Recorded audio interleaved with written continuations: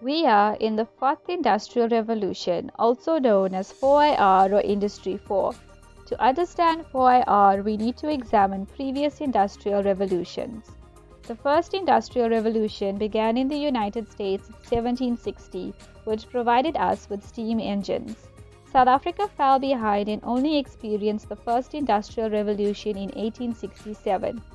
The second revolution began in the 19th century with the introduction of electricity and mass production. South Africa experienced this revolution later on, producing its first automobile in the 1920s. The third industrial revolution began in the 1950s and brought automation, electronics, and computers. South Africa experienced this revolution around 1969. Now we are living in the fourth industrial revolution with cyber-physical systems. 4IR is the convergence of human and digital realms. It's a generation in which robots can comprehend our languages and remember our faces. Everyday activities are evolving through digitization for humans and machines such as AI, cloud computing, robotics, 3D printing, IoT, blockchain, gene editing, VR and AR. Challenges for South Africa. South Africa's biggest 4IR challenge is a shortage of skills.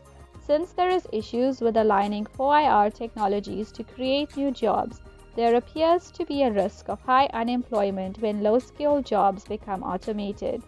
With high infrastructure prices, civilians will be discriminated against as only those who can afford 4IR tools will be able to use it.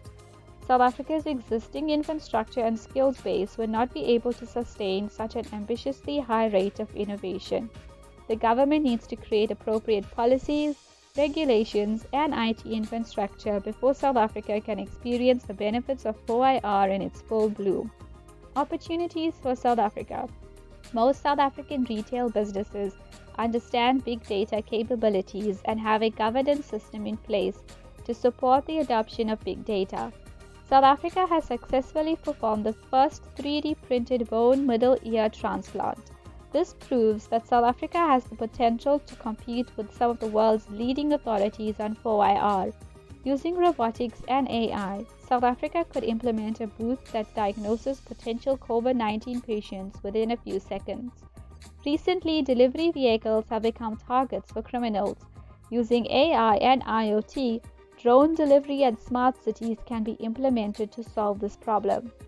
All in all, 4IR seems to bring great potential for South Africans, but it could be a long time before we experience 4IR in its glory.